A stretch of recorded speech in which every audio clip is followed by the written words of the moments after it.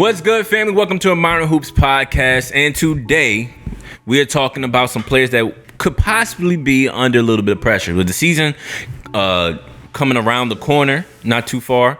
I think, a month away? About a month away. Almost exactly. Teams are getting set. If they're not already set, they're getting back in the gym. They're getting their shots up. And so we're about to see some basketball pretty soon. And with that, there's a lot of expectations. And with those expectations, we kind of concerned about who has the most pressure on them. So we're going to play a little game called Cold, Warm, Hot. I'm going to list off these players' names, and you guys tell me if they have a minimum amount of pressure, a little bit of pressure, or a lot of pressure on them. All right? Let's go. First up on my list is Karl Anthony Towns. Cold, warm, hot, Tamon. Hot. Explain. Not scorching, but definitely hot. You have pressure on you. The comments that you make in the media about your own game, and I don't think those comments are necessarily wrong, but they bring a certain kind of spotlight. So now that you do have legitimate playoff help next to you, understand that you were in Minnesota for X amount of years to start your career, but we're here now. Fact. You know what I mean? They finally got you help. You have 21-year-old Anthony Edwards, who's looked like he's going to take a next step. You have a Defensive Player of the Year in Rudy Gobert. You have D'Angelo Russell, who's taken a team to the playoffs by himself. Well, not by himself, but, as the lead point for that Nets team. So you do have viable pieces around you to make this work. So now that you're so confident in your own personal ability, now that's telling me that, honestly, Kat, you should be ready to play at an MVP level. So therefore, I have a whole lot of pressure that I assume that you're going to have to carry this year, just based off of that. It's kind of time, too, for him to make a breakout step that now that he finally has quality help around him. B? Warm. Okay. The Timberwolves aren't expected to be title contenders, so all they really have to do to succeed is be a second-round exit, and I think they do that. Karl Anthony Towns is going to be 25-10 like he's been his whole career. Feels like we kind of slight that at times. Like, this is a dude who's produced since he's walked into the league. Just hasn't ever had a viable team. And every time he's had a viable team, the Timberwolves have not been trash. Like, had Jimmy Butler, got to the playoffs. Had last year a decent team, they were a play-in team. Would have been a playoff team if the play-in didn't exist. Like, the Timberwolves, when Karl Anthony Towns has a decent roster, hasn't been horrible at all. Now he has a pretty good roster. Rudy, D'Lo, Ant. They should be a second-round team. That's the expectation. Anything above that, amazing. Anything below that, bad. But once again, it's all really going to come down to matchups in the Western Conference anyway. So if they lose to the Clippers in the first round, is any of us really going to say that they're horrible? Like, depends on how you go. Always. I mean, that's always the case. Like, context matters. But I would say warm. Okay. Question. Okay. Karl Anthony Towns called himself one of the best offensive talents in the NBA ever. And with those comments, he's pretty much setting himself up as all right, he has to produce and also have the results to produce with that. His words are putting himself in a leadership category, right? So he's kind of self-proclaimed himself the leader of this team. The year you mentioned with Jimmy Butler, he was not the leader. I wouldn't say that. And then last season, when we would say they made the play-in playoffs. And the play-in, it looked like he was he also spoke as a leader then, but there was a lot of moments we looked at him like, you have fallen backwards in terms of you're on the court, but you kind of gone a little invisible in terms of what you're doing. I think he put himself in a position to take on this position, this role, and this hate that could come with his poor play. Do you think that should add a little bit more than warm to him? No, because I don't consider Karl Anthony Towns a superstar in that regard. So even if he's saying that, because you're not, even if he's saying I am a superstar, are you dismissing his own opinion of himself? Yeah, like I can't get mad at somebody for like having that belief. Like, you believe in. Once again, I've argued that like he could be the most offensively skilled big man in the league. To me, he's arguably the greatest big man shooter ever. Like, those are legit conversations he can have. But not to go down a long path, like, there always comes that question of, like, okay, you can be as skilled as you want. Can you dominate? Point blank, period. Can you dominate? We haven't seen Karl Anthony Towns do that. I don't know if he's actually capable of that. I don't think he needs to be on this team if the team works together properly. But to me, like, I don't put Karl Anthony Towns in a stratosphere of like he has to dominate for a franchise. Like, I don't think he needs to be that guy. To me, he's never going to be that guy. So I can't have that expectation for him. That's why I'm just like warm. Like, no, dude, just get 25 and 10, do your job. To me, Anthony Edwards is the superstar of that franchise going forward. I mean, I don't want to harp on this too long, but it just seemed a lot of conflicting statements. You're 25 and 10. Yeah. You're this guy. But you don't have to be their closer or their heart. And we said like Anthony Davis is going to become that. You don't think he's going to reach that superstar level status or things like that. So at this point, I'm just hearing he is what he is. And there shouldn't be any pressure on somebody who's already what they are. I'm just saying. The issue is that we still see a lot of, or at least I still see some potential out there for him. And I saw some lapses last year, specifically in that play-in game where I saw Ant take and I saw D'Angelo Russell have a great game. So it's give and takes. So we'll see. Yeah, for sure. All right, next up, Kawhi Leonard, Paul George for the LA Clippers. LA Clippers had I would say, a really good year due to even with the circumstances that they were under last year. A lot of guys got injured. Kawhi was out all year. PG got hurt for an extensive period of time. But Ty Lue put together a really good season for them in terms of coaching. And then that supporting cast, we saw guys pop up, Luke Kennard, Reggie Jackson pop up and really, really make out a great season for them, despite all the certain situations. Absolutely. With them returning, now they're back in terms of the expectations. Cold, warm, hot. Scorching. Even coming off the injuries, because your window to win is so tiny now. Yeah. We expected them to have 3 to 4 years to try to figure this out, but the injuries, blowing a 3-1 lead and things like that moved the timeline. Yeah. So now we're talking about Kawhi coming off yet another injury. You know what I mean? PG having to get back right, everybody having to come and play together, the chemistry, et cetera, et cetera. So I would say for the entire Clippers organization, not just PG and Kawhi, for what you did and the moves you made to get the team that you have, I would say, like, yeah, the pressure is turned up to the utmost degree for the Los Angeles Clippers. B? Carolina Reaper Heart. Carolina Reaper Hot. Okay. Like, you gotta explain that for the people who don't know. If you don't know what a Carolina Reaper is, you don't want to know. Don't ever have one. The hottest pepper in the world. Don't do it. That being said, there's no excuses. There's nothing you can fall back on that other than injury again, I guess, if that were unfortunate enough to happen. You have everybody's already, like, the talk has already started. Like, people were picking them to be champions already this year without having seen them play together again. Yeah. Like, you have the team, you have the superstar, you have the coach. There's no excuses. So you have to get the job done. That's what this team was built for. We're 4 years into this process. You got to reap some rewards and you got to reap some benefits. Yeah, I will even add to that a little bit more. It's a championship or bust. It's absolutely. It's crazy because a lot of times you might even get afforded, like, okay, they got injured. That's not even one of those options this year. No injuries can derail this. Nothing. There's just no excuses. It's like, oh, we waited long enough. We're not going to be able to recoup on our investment if we don't at least make a Western Conference Finals this year, push that far to what we think of, like, okay, maybe a few more tweaks we can get next year. Yeah. You lose in the first or second round this year, we saw the best of the Clippers. I'll be quite honest, like, I don't know what the tweaks are that they can make anymore. Like, I'm not sure. That's why I think you win this year. You have to win. Like, even a Western Conference Finals isn't enough at this point because you got John Wall, you got Reggie Jackson, who you picked up, but like played like a legit starting point. Like, you have 2 legit starting point guards. You got Luke Kennard, a 40% 3-point shooter. You got we forgot they got Robert Covington. Yeah. They got Terrence Mann still over there. Like, that team, that is the only team I look at in the NBA, and I'm like, they could beat the Warriors. That's the only one.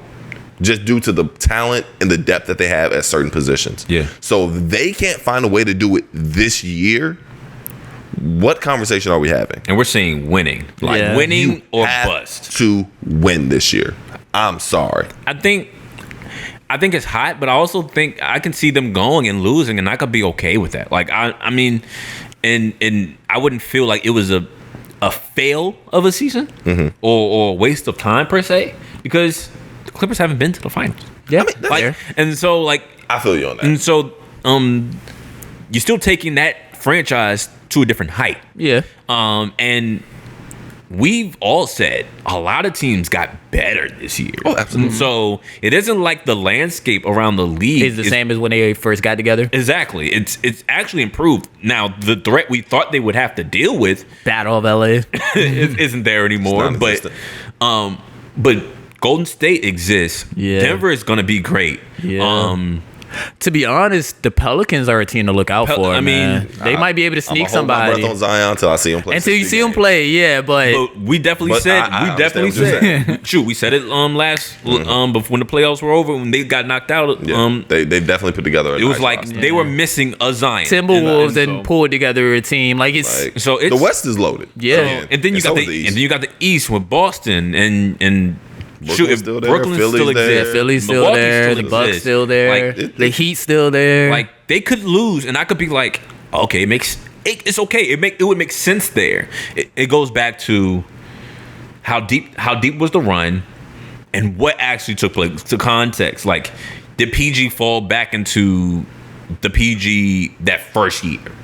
Did Kawhi choke again? Like what happened? And so the context of it, I get it. So I wouldn't if they went 7 in the conference finals and lost to Golden State. I don't think wouldn't call it a bust of the season. losing would be necessarily a bust or understand. I think I can understand that. I think the framework of putting together that team and what you were hoping and expecting to get from the very beginning, trading all those picks to not just get Paul George, but to sign Kawhi Leonard and everything like that. You have a certain level of expectation. So even if you just reach it one year, mind you, they got to the Western Conference Finals a couple of years ago, but we all knew they weren't going to win it because of injuries at that moment. But I'm still going to give them their credit for getting there for sure. They did their thing. But at a certain time, I do have to sit back and I have to legitimately wonder if I'm going to call the project in and of itself a fail. Not the year, because I understand this year is a pretty tough competitive year, and I can agree to your testament, but at a certain point, it's like, should we have kept Shea or something like that, or moving? And mind you, I'm always in support of a bad franchise getting better. But it was the big gamble and a big swing, and you got 2 major injuries off the bat from it, so you lost a lot of potential, but we'll see. The only reason I'm so hot is because looking at Kawhi Leonard, his timeline does not seem like it extends very much further. And now possibly a year. Like, it seems like he's had a whole year off. They actually had the depth that if they want to load manage him, they could get away with it. This has to be the year you capitalize on everything to me, because you don't know if he's holding up anytime after this. So I feel you. Like I said, them getting to the conference finals or the finals would be the biggest achievement of their franchise. But that's not what you signed Kawhi Leonard and Paul George for. You signed to win the champ. And you thought you was going to have a 4-year window. You didn't. You now have a 2-year window at max. Figure it out and get it done. Okay.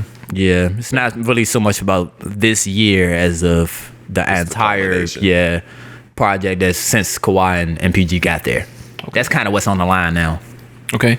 All right. Last but not least, I'm throwing a curveball at you because I didn't even mention his name. Trey Young. Let's go to the Eastern Conference. Oh, where I go moderate. You have a legit backcourt now. You know what I mean? We're not figuring it out. We're not experimenting. You have DeJounte Murray back there with you. Yeah. So you have somebody who's, I always said, is an underrated defender. I had him as an all-NBA, at least second team. Yeah. I had him as my most improved player last year. He was one of the league leader in steals. Like, no, you have some pressure on you now, Trey. You were able to keep John Collins in that deal. It's kind of up for you, dog. And mind you, I'm not sitting here saying like, oh, Trey has been playing like trash. He's made it Eastern Conference Finals. He's been able to battle, and I understand him playing the Heat last year was not pretty at all. But granted, you're playing the Heat, and you didn't have those kind of players around you and teammates that help offset that. Now, granted, how much would have been offset? Some. You would have probably still got locked up like that to some degree, Trey, but I'll go moderate. It's like medium high if I'm on the stove with it. But medium high if I'm on the stove with it. Yeah, I can fry some grease, but I'm probably trying to just like do something on a cast iron real quick with some chicken. Okay, I feel you. All right, B. Trey Young, cold, warm, hot. I'm going to say hot, but I don't think it's really necessarily has to do with how many games they win, if that makes sense. Okay. I think it's really going to come down to, can Trey Young actually be a leader? Like, we've heard for the last few years now with the Hawks, like, there's been these kind of conversations within the locker room. We've seen a coach get fired. We've seen players be upset with their roles. And a lot of that stems from the fact that Trey Young is a very ball-dominant point guard. He likes to control everything. He's the one that gets to make all the plays. And y'all have heard me lament for years, like, how I always think that's kind of a detriment to a team, especially when you're relying on a sub-6-foot point guard. Yeah.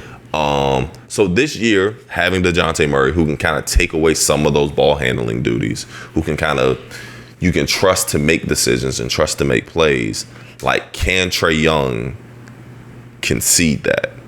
Can he actually take a step back for the betterment of the team? Or is he still just going to be Trey Young and do his own thing? I think that's going to be the thing. And I think this is a critical point to do it, because while he is still very young, like, you got to accept that early on in order to grow from it. Okay. And they still have a very talented team. Yeah. Like, they probably have one of the best starting eights in the Eastern Conference.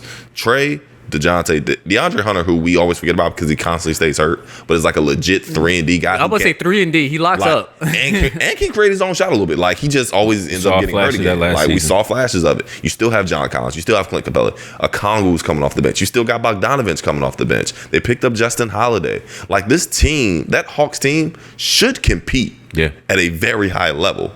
But if it becomes this, like, tug-of-war between Trey and DeJounte, and we hear John Collins in the locker room again talking about, I'm not getting enough touches, man. And you hear the coach talking about, oh, man, well, we can't just run our stuff. We don't have guys being committed to the defensive end. If I hear Trey Young say, yo, man, it's hard for me to get pumped up about the regular season because I've been to the Eastern Conference Finals once. Yeah. Like, those are the things where you start to look at. It's setting the foundation for the Atlanta Hawks culture at this point. It starts to look, I hate saying this, it starts to make Trey Young look like he's going to fall into the Allen Iverson, Russell Westbrook category instead of the Steph Curry category, where it's like, what type of leader and point guard are you really? Are you the guy who's worried about the flash and the numbers and how it looks, or are you the guy that's really concerned about winning?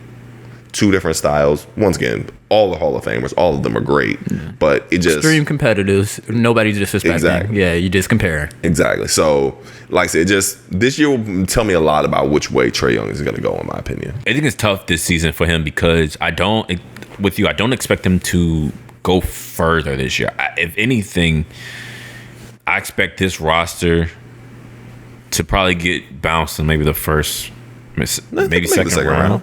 Like, maybe. Like, and that's because they're a play-in team. I think they're better than a play-in team. In the East? No. I think so. I think they're the 6th seed. I'm not going that far. But I could definitely see them getting bounced in the first round and not look crazy to me. It won't look crazy to me. But I do agree from the extent of this season is more so about his ability to be willing to come off the ball. That was the first comment I made when the trade happened. I'm like, now we have to see you develop yourself as a team player to some regard.